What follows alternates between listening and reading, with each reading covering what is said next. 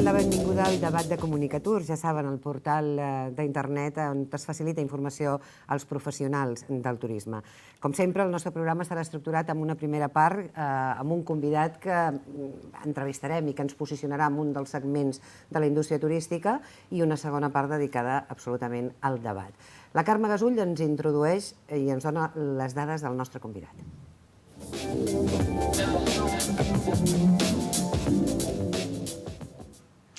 Avui ens visita un barceloní llicenciat en Dret i màster en Dret Econòmic per la Universitat Alemanya de Münster. Compta amb una gran experiència dins el sector turístic, a l'administració, per exemple, on va arribar a ocupar el càrrec de director de Turisme de Catalunya durant 10 anys, i també en l'empresa privada, destacant el seu pas per Gebta Espanya. Aquesta empresa, fundada l'any 1990, està integrada per 18 agències de viatge, compta amb més de 850 punts de venda i supera els 2.500 treballadors. Es tracta del principal grup espanyol d'agències de viatge en l'àmbit corporatiu, a més del grup líder en termes de facturació total en turisme de negocis i vacacional. Des del setembre del 2003, el nostre convidat és el seu director general, és en Marcel Forns. Marcel Forns, benvingut al nostre programa. Gràcies. Evidentment, avui tractarem el debat de Comunicatur, el turisme de negoci, un turisme ben especial respecte a com s'ha de tractar aquest turisme d'empresa, però també ben especial en un moment especialment complicat. Jo no sé si potser aquesta conversa l'hauríem de començar parlant de l'austeritat que possiblement les empreses en aquests moments tenen de cara als seus viatges. Bé, jo crec que no diem res nou si parlem de la situació econòmica i l'efecte que té, la translació que té en el món dels viatges d'empresa. Al final heu de tenir en compte, per començar, i que és una dada que moltes vegades segurament es desconeix, que la partida de viatges, la despesa de viatges de les empreses és la tercera en volum, en alguns casos la segona després dels propis costos de personal. Per tant, que la situació econòmica estigui en aquesta situació té un impacte directe també en la capacitat de viatjar de les empreses, dels negocis en general. I en aquests moments podem estar parlant al mercat espanyol, segurament, i són dades que a vegades no agrada dir, però d'una caiguda en el viatge de negocis en el conjunt de l'Estat que està a l'entorn del 30% i per tant té un impacte important. Una part també d'aquesta caiguda està vinculada a una baixada dels preus mitjos dels serveis que es contracten. Però, de fet, és una situació d'ajustament, però també és una situació que d'alguna manera era previsible, no sé si voleu que entri a parlar una mica d'aquest tema, però era previsible veient el que està passant ja en d'altres mercats i que s'ha anat aproximant a Espanya a mesura que hem vist quina és la situació que s'estava produint.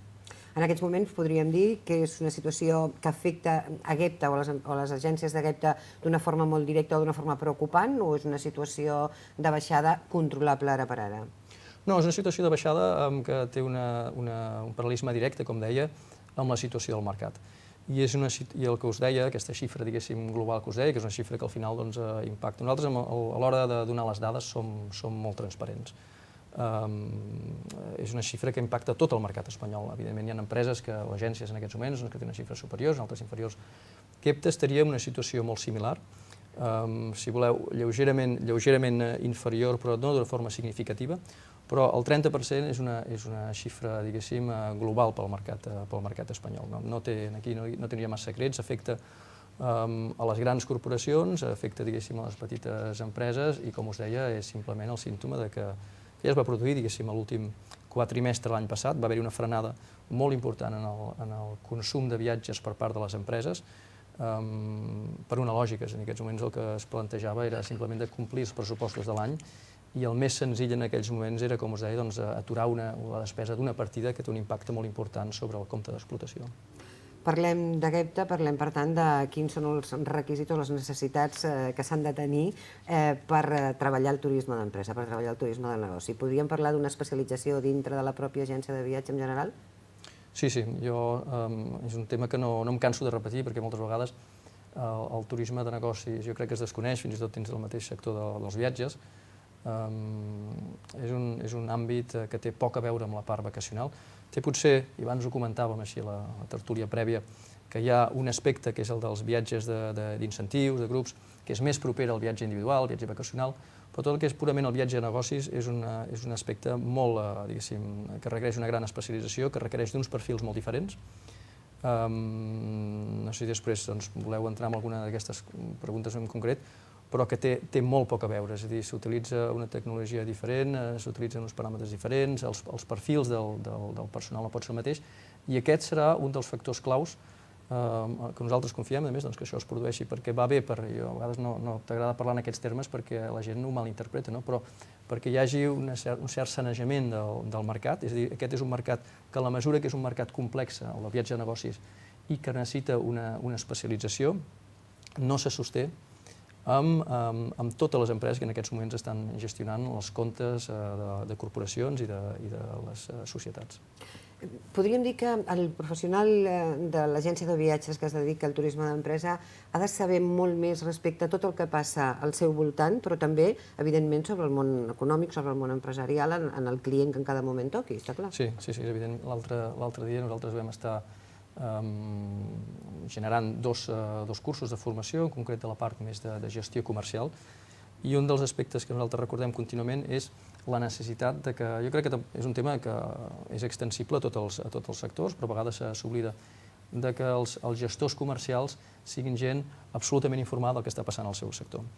I això avui es produeix, jo crec que és un tema primerament de credibilitat, és a dir, quan estàs parlant amb empreses que tenen la part, diguéssim, de compra, sobretot, un component important de coneixement del món dels viatges, les primeres coses que preguntaran és com està el sector. Llavors, el que no pot ser és que aquesta gent estigui més ben informada. I crec que un dels punts forts nostres de les agències, com us deia, és l'especialització i el bon coneixement del sector, de l'entorn econòmic, perquè al final estàs parlant amb aspectes fins i tot molt vinculats a l'aspecte financer, de gestió econòmica, però després també sectorials. S'ha de conèixer molt bé què està passant al sector, s'ha de conèixer, diguéssim, en aquests moments quina és la situació de les companyies aèries, quina és l'evolució que es pot estar portant en diferents mercats. Has de tenir un coneixement important també d'eines i recursos tecnològics, és a dir, és una informació molt completa que s'ha de saber gestionar.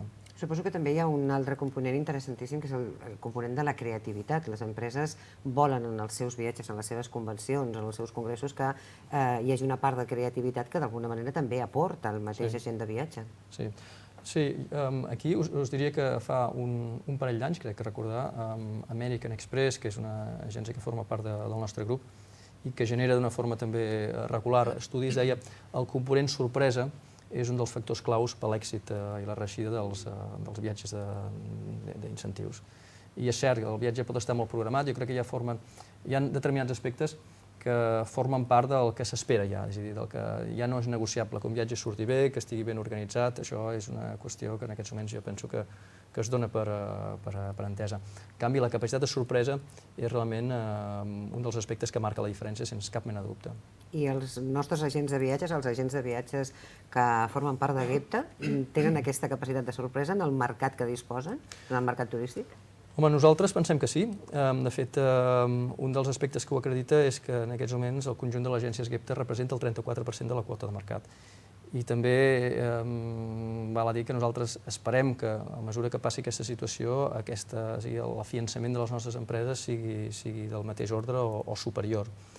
Perquè, com us deia, hi ha un component d'especialització, de coneixement del negoci, que no tothom pot aportar. En aquests moments és sorprenent moltes vegades trobar-te amb empreses que venen de l'entorn més aviat vacacional que estan gestionant comptes per una qüestió de proximitat, per una qüestió d'afinitat, però clar, això és difícilment sostenible en un moment on les empreses el que volen és fonamentalment que se'ls ajudi a gestionar costos, perquè amb aquest pressupost, que és un pressupost finit per poder viatjar, puguin arribar al més lluny possible. És a dir, que si tu tens una quantitat determinada de milions d'euros o de centenars de milers d'euros, que amb aquesta quantitat puguis viatjar per arribar a tots els teus mercats i per ser allà on moltes vegades hi trobes la teva competència. Per tant, és molt important que tinguis al costat teu una empresa, una agència, capaç realment de dir-te jo t'ajudaré a optimitzar aquest pressupost, et diré, per altra banda, com fer-ho, rebràs uns informes, et posarem en marxa unes polítiques de viatges dins de la teva empresa perquè puguis controlar tot això i, a més, t'ho faré d'una forma molt transparent, que aquest és un dels aspectes claus que estan aportant les nostres agències.